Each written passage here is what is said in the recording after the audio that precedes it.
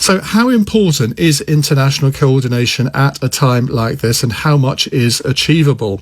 Well, joining us now is Sir John Jenkins, Senior Fellow at Policy Exchange, who was previously Ambassador to Saudi Arabia during the MERS outbreak.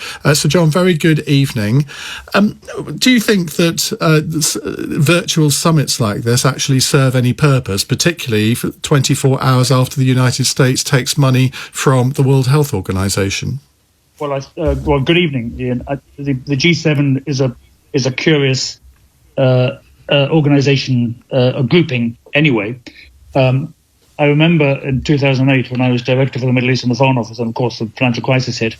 The big thing then was the G20. This was all going to be about a new form of international coordinated leadership, and actually it worked. But the G7 was put on the scrap heap.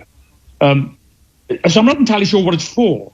So even if you have this conference call to make up for the leaders not being able to meet, what do they actually do? And when they talk about agreeing measures, coordinated measures to meet various aspects of this health crisis. Quite honestly, it sounds to me for the birds, all of this. One of the striking things about the response to this crisis internationally has been how fragmented how fragmented, not how joined up it's been.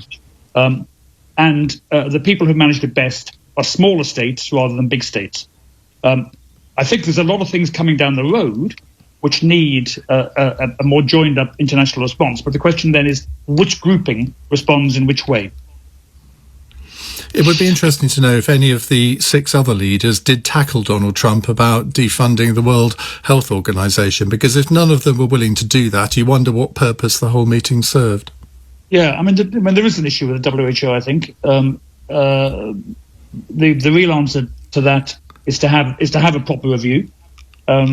Because it is the WHO that is supposed to coordinate information sharing and so forth, which it's been struggling to do, because most of this has been done at national level. And I see that there's been different takes on the conference call coming out already from different capitals. So I have a certain sympathy with the United States view of the WHO, but I think suspending funding is probably not the right thing to do as your first step.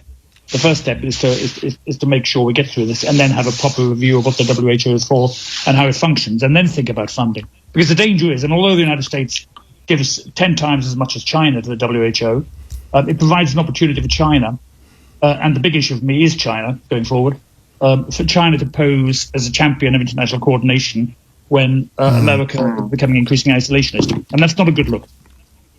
Indeed. Well, Sir John, thank you very much indeed. That's Sir John Jenkins there.